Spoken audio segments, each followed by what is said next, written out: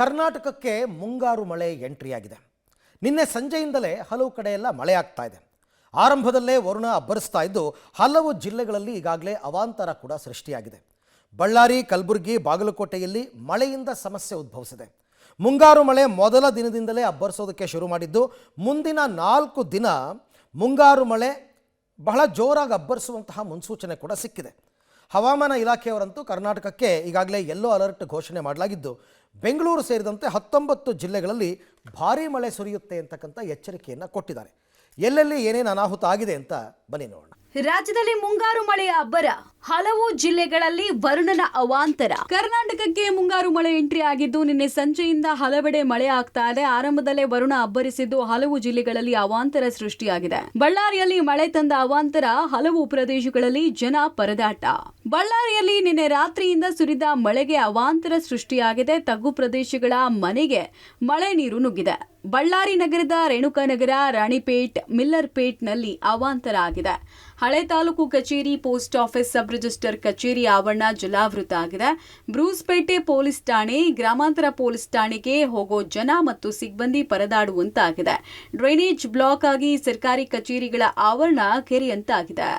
ಬಳ್ಳಾರಿ ನಗರದಲ್ಲಿ ರಾತ್ರಿಡೀ ಸುರಿದಂಥ ಮಳೆಯಿಂದಾಗಿ ಸಾಕಷ್ಟು ಅವಾಂತರಗಳು ಸೃಷ್ಟಿಯಾಗಿರುವಂಥದ್ದು. ಅದರಲ್ಲೂ ಕೂಡ ಪ್ರಮುಖವಾಗಿ ಸರ್ಕಾರಿ ಕಚೇರಿಗಳಿಗೆ ನೀರು ನುಗ್ಗಿ ಸಾಕಷ್ಟು ಅವಾಂತರಗಳು ಸೃಷ್ಟಿಯಾಗಿವೆ. ನಾನೀಗ ಬಳ್ಳಾರಿ ನಗರದ ಹಳೆಯ ತಹಸೀಲ್ದಾರ್ ಕಚೇರಿಯ ಮುಂಭಾಗದಲ್ಲಿದ್ದರೆ ಈ ಒಂದು ಆವರಣದಲ್ಲಿ ಸಂಪೂರ್ಣವಾಗಿ ನೀರು ನಿಂತಿರುವಂಥದ್ದು ನೀವು ಗಮನಿಸ್ಬೋದು. ಅಂದರೆ ಸುಮಾರು ಹೆಚ್ಚು ಕಡಿಮೆ ಮೊಣಕಾಲು ಉದ್ದದವರೆಗೂ ಸಹಿತ ಇಲ್ಲಿ ನೀರು ನಿಂತು ಸಾಕಷ್ಟು ಅವಾಂತರ ಸೃಷ್ಟಿಯಾಗಿದೆ. ಒಂದು ಕಡೆಗೆ ಕೃಷಿ ನಿರ್ದೇಶಕರ ಕಚೇರಿ ಇರುವಂಥದ್ದು, ಮತ್ತೊಂದು ಕಡೆಗೆ ಅಂದರೆ ಸರ್ಕಾರಿಯ ಸಾಕಷ್ಟು ಕಚೇರಿಗಳ ಒಂದು ಗುಂಪೆ ಇಲ್ಲಿರುವಂಥದ್ದು. ಇವತ್ತು ಭಾನುವಾರ ಆಗಿರೋದ್ರಿಂದ ಯಾರು ಕೂಡ ಸರ್ಕಾರಿ ಕಚೇರಿಗಳಿಗೆ ಬರೋದಿಲ್ಲ ಅನ್ನುವಂಥದ್ದಾದರೆ, ಮತ್ತೊಂದು ಕಡೆಗೆ ಇದೇ ಆವರಣದಲ್ಲಿ ಬಳ್ಳಾರಿಯ ಬ್ರೂಸ್ಪೇಟೆ ಮತ್ತು ಬಳ್ಳಾರಿ ಗ್ರಾಮಾಂತರ ಪೊಲೀಸ್ ಠಾಣೆಗಳಿರುವಂಥದ್ದು. ಪೊಲೀಸ್ ಠಾಣೆಗಳಿಗೆ ಇಲ್ಲಿರ್ತಕ್ಕಂಥ ಪೊಲೀಸರು ಕೂಡ ಹೋಗದೇ ಇರತಕ್ಕಂಥ ಪರಿಸ್ಥಿತಿ ಇದೀಗ ಇಲ್ಲಿ ನಿರ್ಮಾಣವಾಗಿದೆ. ನೋಡ್ಬೋದು, ಅಲ್ಲಿವರೆಗೂ ಕೂಡ ಸುಮಾರು ಹೆಚ್ಚು ಕಡಿಮೆ 100 ರಿಂದ 150 ಅಡಿಗಳವರೆಗೂ ಸಹಿತ ಉದ್ದವಾಗಿ ನೀರು ನಿಂತಿರುವಂಥದ್ದು, ಅದು ಕೂಡ ಮೊಣಕಾಲು ಉದ್ದದವರೆಗೂ.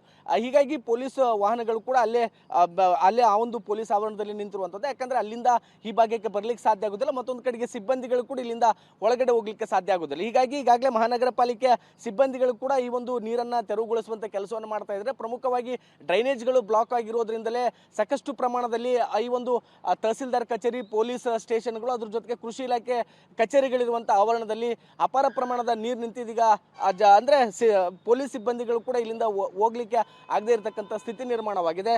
ಕಾಲಕ್ಕೆ ತಕ್ಕಂತೆ ಬಳ್ಳಾರಿಯಲ್ಲಿ ಡ್ರೈನೇಜ್ಗಳನ್ನು ಸರಿಪಡಿಸದೇ ಇರೋದೇ ಈ ಒಂದು ಅವಾಂತರಕ್ಕೆ ಕಾರಣ ಅಂತ ಹೇಳಲಾಗ್ತದೆ. ಬಳ್ಳಾರಿಯ ವಿಮ್ಸ್ ಆಸ್ಪತ್ರೆಗೆ ನುಗ್ಗಿದ ನೀರು, ರಾತ್ರಿ ರೋಗಿಗಳು, ಸಂಬಂಧಿಕರ ಪರದಾಟ.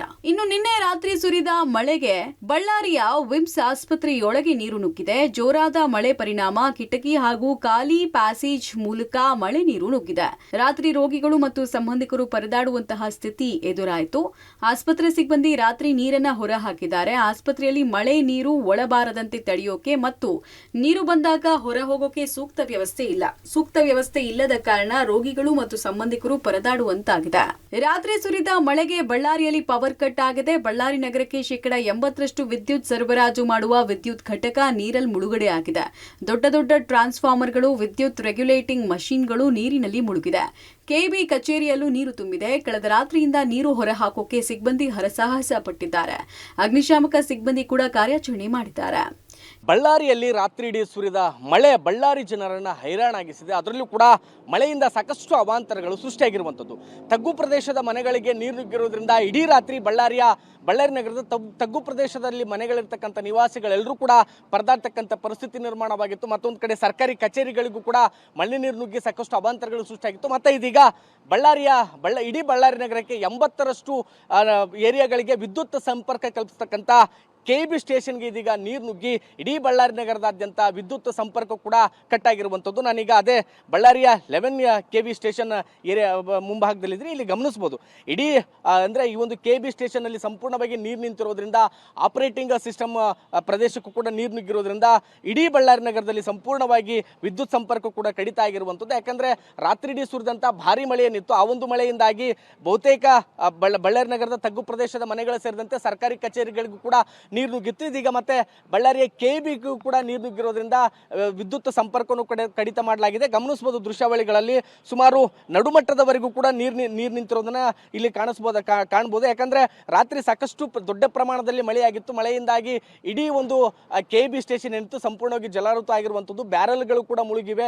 ಈಗಾಗಲೇ ಬೆಳಿಗ್ಗೆಯಿಂದಲೇ ಇಲ್ಲಿರ್ತಕ್ಕಂಥ ಅಧಿಕಾರಿ ಸಿಬ್ಬಂದಿಗಳು JCBಗಳನ್ನು ಇಡೋದ್ರ ಮೂಲಕ ಇಲ್ಲಿ ನೀರನ್ನ ತೆರವು ಮಾಡ್ತಕ್ಕಂಥ ಕೆಲಸವನ್ನು ಮಾಡ್ತಾ ಇದ್ದಾರೆ. ಆದರೆ ಸಾಧ್ಯ ಆಗ್ತಿಲ್ಲ. ಯಾಕಂದ್ರೆ ದೊಡ್ಡ ಪ್ರಮಾಣದಲ್ಲಿ ಮಳೆಯಾಗಿದ್ದರಿಂದ ಬಹುತೇಕ ಇಡೀ KB ಎಲ್ಲವೂ ಕೂಡ ನೀರಿನಲ್ಲಿ ಮುಳುಗಿರುವಂಥದ್ದು. KB ಸಂಪೂರ್ಣವಾಗಿ ತಗ್ಗು ಪ್ರದೇಶದಲ್ಲಿ ಇರೋದ್ರಿಂದ ಅವಾಂತರ ಸೃಷ್ಟಿಯಾಗಿದೆ. ವಿದ್ಯುತ್ ಘಟಕ ಮುಳುಗಡೆ ಆಗಿದ್ರಿಂದ ಇವತ್ತು ಇಡೀ ದಿನ ಬಳ್ಳಾರಿ ನಗರಕ್ಕೆ ವಿದ್ಯುತ್ ಪೂರೈಕೆಯಲ್ಲಿ ವ್ಯತ್ಯಯವಾಗಲಿದೆ. ಪ್ರತಿ ಬಾರಿ ಮಳೆ ಬಂದಾಗ್ಲೂ ಇದೇ ಅವಾಂತರ ಅಂತ ಅಧಿಕಾರಿಗಳು ಹಾಗೂ ಜನಪ್ರತಿನಿಧಿಗಳ ವಿರುದ್ಧ ಜನ ಆಕ್ರೋಶ ವ್ಯಕ್ತಪಡಿಸಿದ್ದಾರೆ. ಕರೆಂಟ್ ಯಾವಾಗ ನೋಡಿ ಸುಕ್ಕಡ ಹೆಂಗೆ ಮಕ್ಕಳಕನ ನಾವು ಹುಡುಗರು ಮಳೆ ಬಂದ್ರೆ ಅಷ್ಟೇ ಫೋನ್ ಮಾಡಿದ್ರೆ ಏನಂತಾರೆ, ಇಲ್ಲಮ್ಮ ಮಳೆ ಬಂದೈತಿ ಏನ್ ಮಾಡ್ಲಿ ನಾವು, ಸುಮ್ಮನೆ ಇರ್ರಿ ನೀವು, ಫೋನ್ ಎಷ್ಟು ಸಲ ಮಾಡ್ತೀವಿ ರಾತ್ರಿ ಗೊತ್ತಾ, ಇಲ್ಲ ಕರೆಂಟ್ ಇಲ್ಲಮ್ಮ, ಮಳೆ ಗಾಳಿ ಬಂದ್ರೆ ಇರಂಗಿಲ್ಲ ಬಿಡು, ಮಳೆ ಗಾಳಿ ಬರ್ಲಿದ್ರೆ ಸತಿ ಕರೆಂಟ್ ಇರಂಗಿಲ್ಲ. 10 ಮನೆಗೊಂದೇ ತೆಗ್ತಾರೆ ನೋಡೋಣ ಕರೆಂಟ್, ಮಳೆ ಬರ್ಲಿ ಹೋಗ್ಲಿ 10 ಮನೆ ಕರೆಂಟೇ ಇರಂಗಿಲ್ಲ. ಮತ್ತೆ ಜನರೇಟರ್ ಇದ್ದವರಾದ್ರೆ ಇರ್ತಾರೆ, ಇಲ್ಲಿದ್ದವ್ರು ಹೆಂಗೆ ಇರ್ತಾರೆ? ಇಲ್ಲ, ಅದು ಮಾಡೋಕ್ಕೆ ಎಸ್ಟಿಮೇಟ್ ಎಲ್ಲ ಮಾಡಿದ್ದೀವಿ, ಸಬ್ಮಿಟ್ ಮಾಡಿದ್ದೀವಿ, ಪ್ರಾಸೆಸ್ಸಲ್ಲಿ ಇದೆ.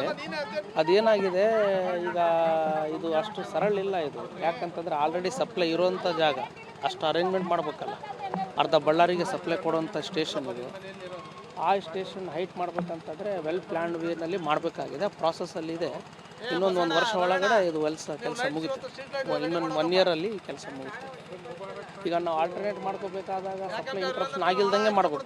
ಇಲ್ಲ, ಆಗ್ತಾ ಇದೆ, ಒಂದು 3 ಇಯರ್ಸಿಂದ ಹಿಂಗೆ ಆಗ್ತಾ ಇದೆ. ಮಳೆ ಬಂದಾಗ ನೀರು ನಿಂದಿರ್ತೈತೆ. ಬಟ್ ಈ ಬಾರಿ ಮಳೆ ಜಾಸ್ತಿ ಬಂದಿದೆ, ತುಂಬಾ ಜಾಸ್ತಿ ಬಂದಿದೆ. ಧಾರಾಕಾರ ಮಳೆಗೆ ಧರೆಗೆ ಉರುಳಿದ ಮನೆ, ತಂದೆ ಮಗನ ಜೀವ ಉಳಿಸಿದ ಸಾಕು ಬೆಕ್ಕು.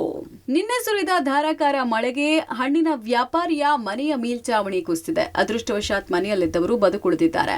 ಬಾಗಲಕೋಟೆ ನಗರದ ವಲ್ಲಭಾಬಾಯಿ ಪಾಟೀಲ್ ವೃತ್ತದ ಬಳಿಯ ಮಾವಿನ ಹಣ್ಣು ವ್ಯಾಪಾರಿ ಶಬೀರ್ ಭಗವಾನ್ ಎಂಬುವರ ಮನೆಯ ಮೇಲ್ಚಾವಣಿ ಸಂಪೂರ್ಣವಾಗಿ ಕುಸಿದು ಬಿದ್ದಿದೆ. ಅದೃಷ್ಟವಶಾತ್ ಮಳೆ ಆಗ್ತಾ ಇರುವಾಗ ಮನೆಯಲ್ಲಿದ್ದ ಸಾಕಿದ ಬೆಕ್ಕು ತಂದೆ ಮಗನ ಜೀವ ಉಳಿಸಿದೆ. ಮಳೆ ಆಗ್ತಿರುವಾಗ ಆರಂಭದಲ್ಲಿ ಮಣ್ಣು ಬಿದ್ದ ತಕ್ಷಣ ಬೆಕ್ಕು ಹೊರಗೆ ಓಡ್ ಬಂದಿದೆ. ಆಗ ಬೆಕ್ಕು ಹಿಡಿಯೋಕೆ ತಂದೆ ಮಗ ಹೊರಗೆ ಬಂದಿದ್ದಾರೆ. ತಂದೆ ಮಗ ಹೊರಗೆ ಬರ್ತಾನೆ, ಮನೆಯ ಇಡೀ ಮೇಲ್ಚಾವಣಿ ಕುಸಿದು ಬಿದ್ದಿದೆ. ದವಸ ಧಾನ್ಯ, ಹಣ್ಣು ಮಣ್ಣು ಪಾಲಾಗಿದೆ. ರೋಹಿಣಿ ಮಳೆ ಕೈ ಕೊಡ್ತು ಅಂತ ಸಂಕಷ್ಟದಲ್ಲಿದ್ದ ರೈತರಿಗೆ ನಿನ್ನೆಯ ಮೃಗಶಿರ ಮಳೆ ಒಂದು ತಕ್ಕ ಮಟ್ಟಿಗೆ ಸಮಾಧಾನವನ್ನು ತರಿಸಿದೆ.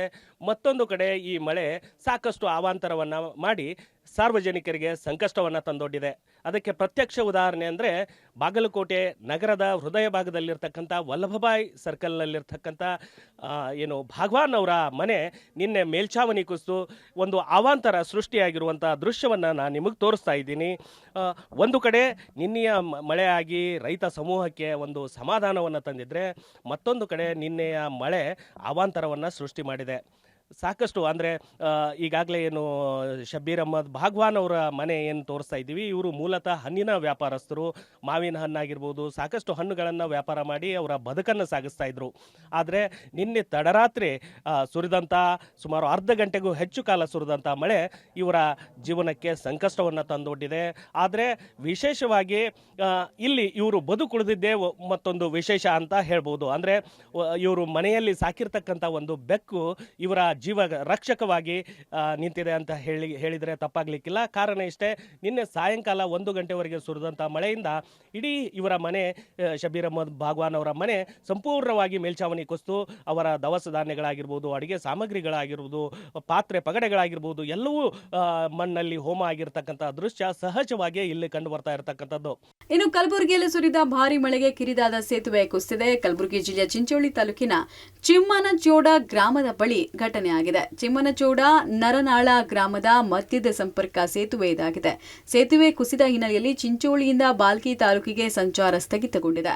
ಚಿಂಚೋಳಿ ತಾಲೂಕಿನ ಬೆಡಕಪಳ್ಳಿ ಗ್ರಾಮದ 20ಕ್ಕೂ ಹೆಚ್ಚು ಮನೆಗಳಿಗೆ ನೀರು ನುಗ್ಗಿದೆ. ಬೆಳಗಾವಿಯಲ್ಲಿ ಅಬ್ಬರಿಸಿದ ಮಳೆರಾಯ, ನೆಲಕ್ಕುರುಳಿದ ಕಟ್ಟಡ, ತಪ್ಪಿದ ಅನಾಹುತ. ಧಾರಾಕಾರವಾಗಿ ಸುರಿದ ಮಳೆಗೆ ಇದ್ದಕ್ಕಿದ್ದ ಹಾಗೆ 2 ಅಂತಸ್ತಿನ ಕಟ್ಟಡ ಒಂದು ನೆಲಕ್ಕೆ ಉರುಳಿದ ಘಟನೆ ಬೆಳಗಾವಿ ಜಿಲ್ಲೆಯ ಅಥಣಿ ಪಟ್ಟಣದಲ್ಲಿ ನಡೆದಿದೆ. ನಿನ್ನೆ ರಾತ್ರಿ ಸುರಿದ ಮಳೆಗೆ ಅಥಣಿ ಪಟ್ಟಣದ ಹಲಿಯಾಳ ರಸ್ತೆಯಲ್ಲಿರುವಂತಹ ರಾವಸಾಬ ಐಹೊಳೆ ಎಂಬುವರಿಗೆ ಸೇರಿದ ಕಟ್ಟಡ ಧರೆಗೆ ಉರುಳಿದೆ. ಶಿಥಿಲಾವಸ್ಥೆಯ ಕಟ್ಟಡ ಇದ್ರೂ ಖಾಸಗಿ ಕಚೇರಿಯಾಗಿ ಇದನ್ನು ಬಳಸಲಾಗ್ತಾ ಇತ್ತು. ಕಟ್ಟಡ ಬೀಳುವ ಸಂದರ್ಭದಲ್ಲಿ ಯಾರೂ ಇರದ ಕಾರಣ ಭಾರಿ ಅನಾಹುತ ತಪ್ಪಿದಂತಾಗಿದೆ. ರಾಯಚೂರು ಜಿಲ್ಲೆಯ ಹಲವೆಡೆ ಭಾರಿ ಮಳೆ, ಅಡವಿ ಬಾವಿ ತಾಂಡಾದ ಸರ್ಕಾರಿ ಶಾಲೆ ಜಲಾವೃತ. ರಾಯಚೂರು ಜಿಲ್ಲೆಯ ಹಲವೆಡೆ ಭಾರಿ ಮಳೆ ಆಗಿತ್ತು. ಮಸ್ಕಿ ತಾಲೂಕಿನ ಅಡವಿ ಬಾವಿ ತಾಂಡಾ ಗ್ರಾಮದಲ್ಲಿ ಸರ್ಕಾರಿ ಶಾಲೆ ಜಲಾವೃತ ಆಗಿದೆ.